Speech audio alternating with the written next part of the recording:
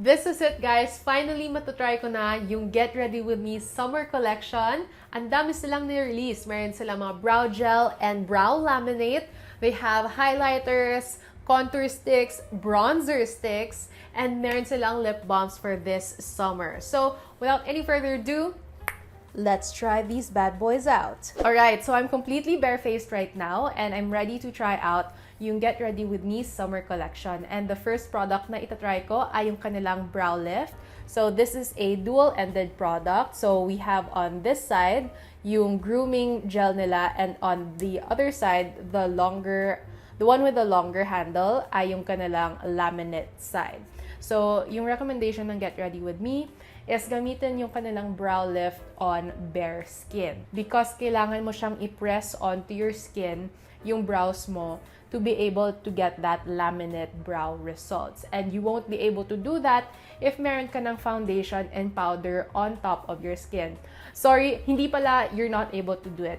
You will still be able to do it. However, you will see your foundation and powder clumping up and you won't want that on your face. So better start on bare face so that your look is super clean. So I've never tried this. This is the first time I'm ever gonna apply this on my brows. Okay, so what I like to do when I use my brow gels is I like to go against the brow growth para ma-coat talaga yung kilay. And then that's when wow, okay. Yung na-notice ko dito, as soon as I brushed up, is the hold of it. It feels like a clay gel. That's what it feels like. It feels so good. Even the brow gels that I love, kagaya ng sa Vice Cosmetics, they're not as like this na sa Get Ready. I immediately like it na. And it can immediately get that feathered look, even though grooming gel lang siya. And this is the brow laminate side. As you can see, it has a longer spoolie compared to the grooming side. So, ito yung grooming. Yan. And it's actually separate yung handle niya. Again, I like to coat all of the brows. Coat it by going back and forth.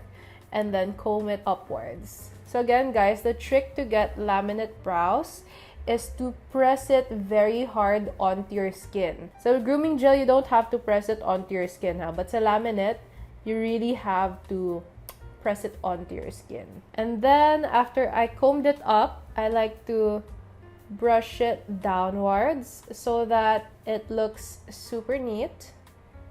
There. So this is my bare brows.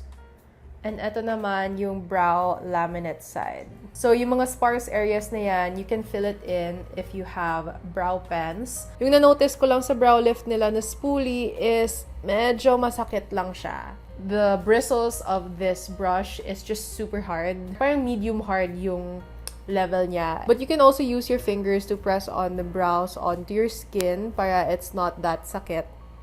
But yan, that's how you're able to get the brow laminate results. Now we are gonna move on to their next product. So yung Get Ready With Me ay nag-release din sila ng mga bronze and contouring sticks. And we have here ay yung Shady Sunsticks nila. So this is their triangular packaging para sa kanilang Shady Sunsticks. It looks super duper elegant, super duper good, and napaka-unique niya tingnan. They have 5 shades para sa kanilang bronzing products and 4 shades naman para sa contour products naman nila. So first, I'm gonna be swatching the shade Coron, and this is for the fair-skinned girls. So hindi talaga to pwede sa akin. Actually, it can pass as a foundation sa akin kasi napaka-light niya talaga. So this is definitely not for me. Now we're gonna try out Siargao, and yung Siargao naman is for the light-skinned people. So this is Siargao. This can actually pass as a bronzer na para sa akin. But let's try out Boracay. And Boracay naman is for medium complexion naman. This fits perfectly with me, yung Boracay. Let's try out El Nido. So yung El Nido naman is for the tan girls out there. Now this is the shade naman na Alegria. It can actually pass off as a contour kasi medyo cool toned na siya in my opinion. Now let's move on sa contour shades ng Shady Sunsticks. Now we have 4 shades lang para sa kanilang contour. So we have first ay yung shade na taupe. And yung taupe naman is for the fair-skinned girls. So this is the shade. Now let's move on to the shade Ecru. Now yung Ecru naman is for the light-skinned girls. Next we have is the shade Phoenix, and yung Phoenix naman is for the medium-toned girls like me. And then finally, we have the shade Shady. So Shady is for mga tan to deep girls na. Before ko i-apply yung bronzing and contour shades, I wanna swatch on my jaw area also yung highlighting products nila. So this is their liquid highlighters, and I'm super duper excited for this because ang gaganda ng mga shades na ino-offer nila, and in such wide shade variety. There's so much to choose from if you just want a basic glow highlighter, or if you're kind of like eccentric, you like fairy, whimsical glow highlighters, then there's just a wide range of vibes, not just colors to choose from. So the first one we have here is New York. So yung New York is an iridescent pearl. Next naman is Nairobi, which is a lustrous gold. Then we have London. Ito yung soft pink nila. Dubai naman is the warm bronze na shade. Next, we have Tokyo, this really cute fresh lilac color. Then we have Paris, which is a champagne gold. Next, we have Manila, which is a bronze pink. And then we also have Seoul, which is yung rose gold nila. Since I won't be able to use all of the 6 highlighters on my face, I will be choosing lang the shades that really piqued my interest. So the first one ay yung shade na Nairobi. So this is a lustrous gold highlighter, and I'm gonna be applying it on the high areas of my face. Yan. Pak! Diba? Grabe, ang bongga ng highlighter na to. Then I'm gonna use my brush to blend it all out.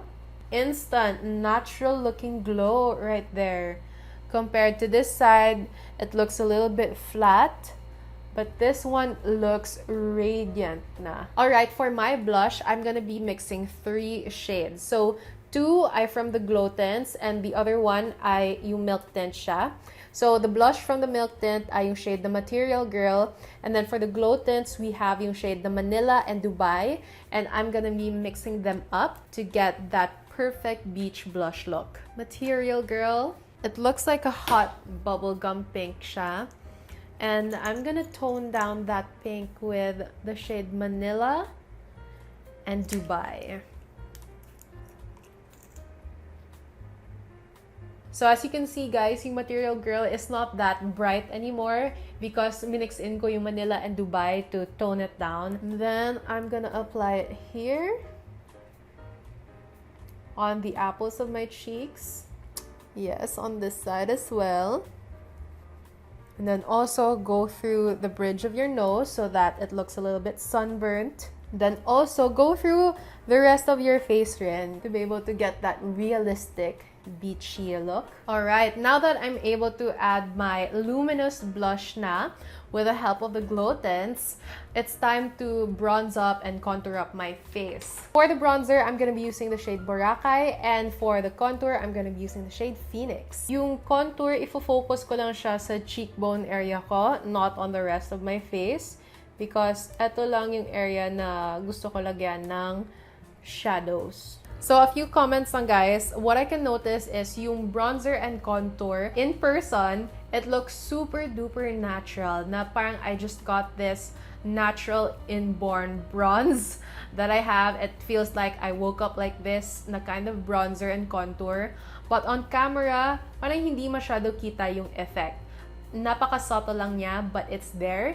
It's not like a bronze to the gods kind of look, okay? Hindi siya super duper chiseled na look on camera. So if you wanna have that super chiseled up look, then I recommend that you get a shade deeper. I finished up my look, para ready na ako for the final product na na-release ng Get Ready With Me, which is yung Lip Boost Lip Balm nila. I will be swatching all of the 7 shades ng Lip Boost and will be rating them from 1 to 5. 1 being the lowest score, meaning hindi ko siya bet. I'm glad I've tried it, but thank you next. and 5 being the highest, meaning bet na bet ko siya. I'll use it as my everyday or glam event lippy. The first shade that we have here is G&T, and it's actually clear lang siya. So no shade at all. It's just clear. It's G&T. I won't be able to talk much about G&T because wala siyang shade. It's just clear. But I love the formula so much. Feels so good on the lips, and it also can double as a satin lippy. But what I did for my final look is minix ko yung G&T with the Vice Cosmetics Kiss and Tell na lip liner. Now let's move on to the actual 6 shades. So the first one that we have here ay yung shade na Cosmo. Now yung Cosmo is a coral peach siya. Mas bet ko siya actually kapag 1.5 layer lang siya. Kapag napaka-konti lang yung i-apply na color on the lips, just a wash of color. But kapag naka 2 layers na and up, medyo strong na yung color for my preference and in this finish. With that said, I'm just gonna give this shade a 3.5. Next we have here ay yung shade na Long Island, and yung Long Island is a coral red. So previously we had a coral peach, now we have a coral red. Again, kapag light wash color lang siya on the lips, I like it, but if 2 or more layers na, hindi ko na siya masyado bet. Kapag masyado siyang strong yung color payoff ng pagka-coral red niya, medyo alanganin ako sa kanya. So I will have to give it a 3.5 as well. Now we have the shade Soju, and yung Soju naman is a watermelon pink. Same comments sa previous 2 shades. I'm also gonna give this a 3.5.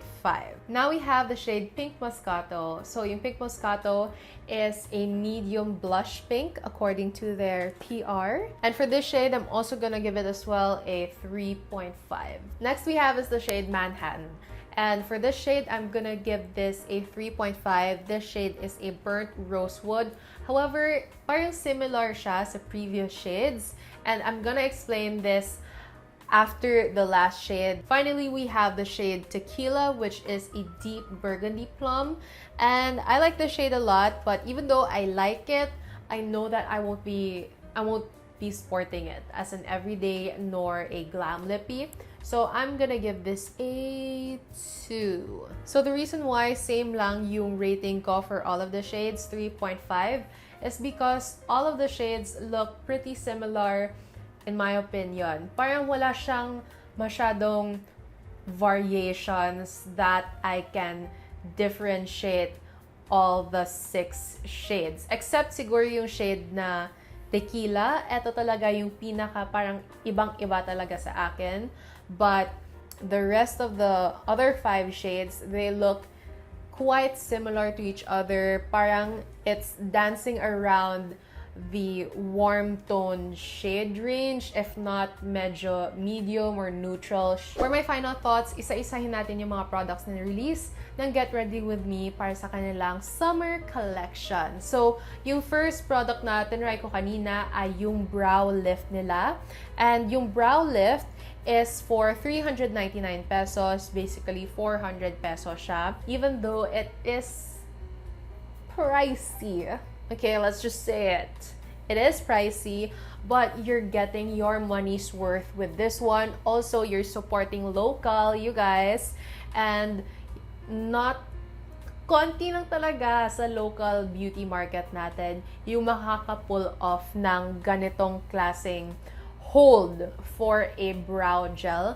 And that offers a brow gel, or sorry, a grooming brow gel on one end and a laminating brow gel on the other side.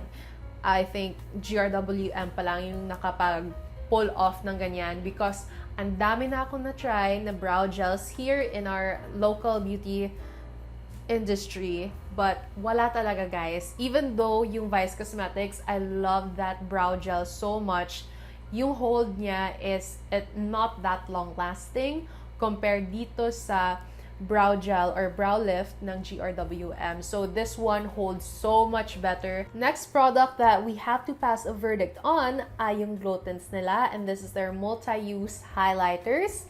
And they also cost 399 pesos. But you'll be getting your money's worth naman because ang dami kayong product makukuha in just one purchase. Again, for my predictions, watch out for these 3 shades kasi for sure, yung 3 shades na to ay mga best-selling shades and will sell out fast. So, better add to cart Nairobi, Paris, and Dubai because these 3 have such really good luminous glow to them that will really boost your foundation makeup underneath. Now for the Shady Sunsticks, we have the contour and bronzer sticks and each of them costs 449 pesos.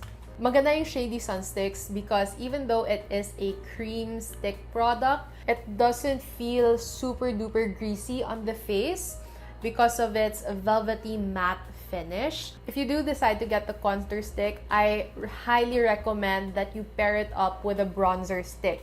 If you don't know how to use cool toned products on your face, then I don't recommend that you get the contour stick just because it might look a little bit muddy on your face na parang magiging madilim lang and gloomy yung itsura ng face ninyo. But if you really want that sculpted face look, then I recommend na you get the bronzer sticks na lang rather than the contour sticks because yung bronzer sticks are much more beginner friendly. Last but not the least, na-rate natin ay yung lip booze. And to be frank, yung nagustuhan ko lang talaga sobra dito sa lip booze ay yung GNT. And it so happens na clear pa siya. With that said, I prefer yung GNT because I super duper love the formula. And I can use this clear lip balm to mix it with my other lippies na gusto ko to customize it to get the shade that I want in this formula that I super duper love. Grabe talaga si May Layog and the Get Ready With Me team. Hindi talaga sila nagpapatalbog, guys. Again, this has been your girl Booya. Make sure to hit that subscribe button down below, like this video, and see you on the next video. No hate, just love.